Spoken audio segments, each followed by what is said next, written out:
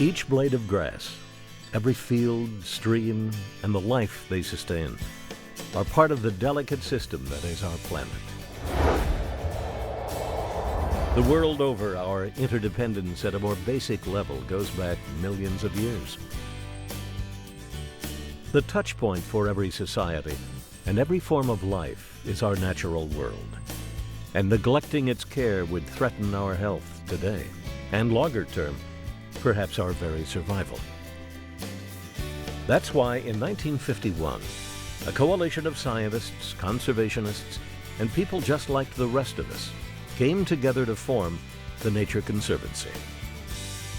The Conservancy adopted a global, results-oriented approach to preserve areas crucial to the Earth's ecosystems. And right here in America's heartland, the Kansas chapter of the Nature Conservancy is working to restore and preserve the natural wonders in our heritage and our futures as good stewards of this magical place called Kansas.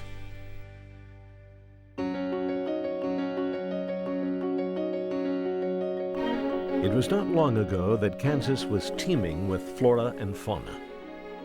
Magnificent herds of bison grazed in head-high tallgrass prairie, while migratory shorebirds and waterfowl fed in our lowland marshes on their seasonal journeys. There was an ebb and flow in the animal world, a natural order ensuring the survival of each.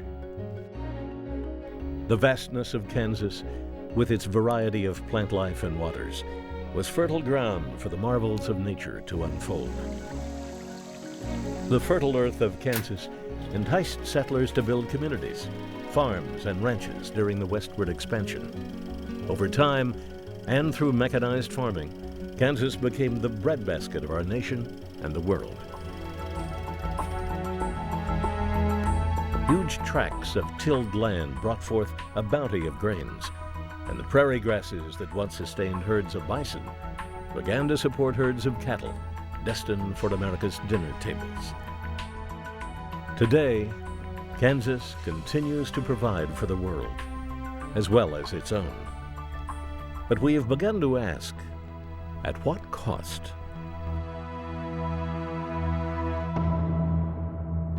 As we've learned more about the interdependence of all life on Earth, we've developed an expanded awareness of the critical need to protect and nurture its vital systems. To their credit, the farmers and ranchers of Kansas have been mindful of caring for the land while producing the foodstuffs we all need. But we now know that ecosystems need space, landscape-scale tracts for plant life, which, in turn, supports animal life in healthy numbers.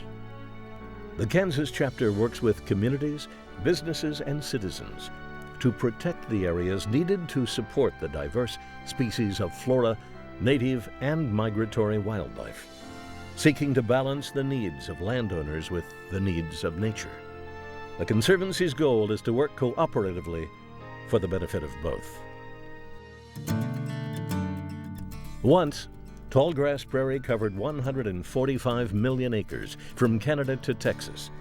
Only a small fraction of it exists today, most of that in Kansas. In cooperation with Kansas ranchers, the chapter is working to protect this unique natural wonder. Together we enact conservation easements and promote land management that is ecologically and economically sustainable.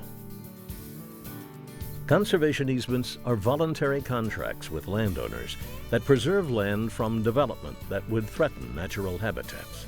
It balances the needs of ranching, as well as education, tourism, and community development with those of nature. Most people don't think of wetlands when they think of Kansas, but Cheyenne Bottoms in central Kansas is one of the preeminent shorebird spring migration staging areas in the contiguous United States. In fact, the Convention on Wetlands, signed by more than 100 nations, has recognized Cheyenne Bottoms as a wetland of international importance. The Bottoms is a 41,000-acre wetland complex comprised of lowland marshes, ringed on three sides by limestone, sandstone, and shale bluffs. Nearly half of all U.S. shorebirds migrating east of the Rockies, along with 250,000 waterfowl and the federally endangered whooping crane, stop to feed and rest in the marshy basin of pools and mudflats. The uplands provide critical nesting and wintering cover for a variety of grassland birds. Far western Kansas is a story of major significance in a number of ways. The short and mixed grass prairie that once stretched as far as the eye could see is now largely irrigated and dryland farming.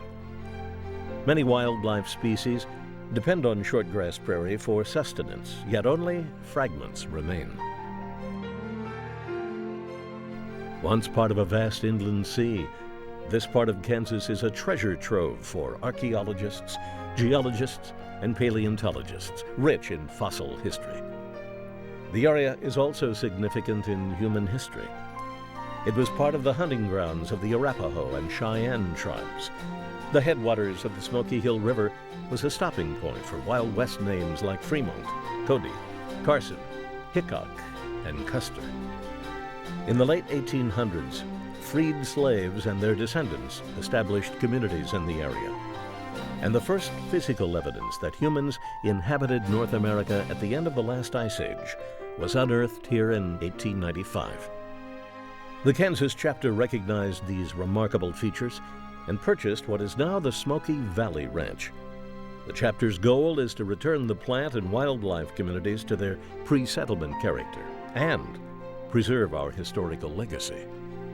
One of the highlights of the work at the Smoky Valley Ranch is the reintroduction of the black-footed ferret, one of the rarest mammals in North America, unseen in Kansas for 50 years and once thought to be extinct. The preserve is a premier location in efforts to move this intriguing animal away from its endangered species designation. The Tallgrass Prairie, the Cheyenne Bottoms, and the black-footed ferret are just 3 of the natural wonders the Nature Conservancy Kansas chapter is working to restore for Kansans, for the world community, and our shared future. In the process, we've learned that ecosystems need large tracts to prosper, along with vast areas for the natural processes that support the preserves. We know that nature can't be fenced in and people can't be fenced out. So our conservation efforts are designed in cooperation with local communities and landowners so that each is well served. More importantly, the purpose of our work is not just to create beautiful vistas for our grandchildren. Today, we recognize that biodiversity is intrinsically linked to human well-being, so it must be a priority.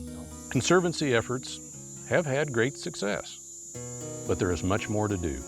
And you, along with others who love the beauty and diversity of Kansas, can join in the effort. Together, we can fulfill our obligation to be good stewards and to pass on something just as valuable to future generations. To learn more about the Nature Conservancy and how you can support its work in Kansas, please visit nature.org/Kansas.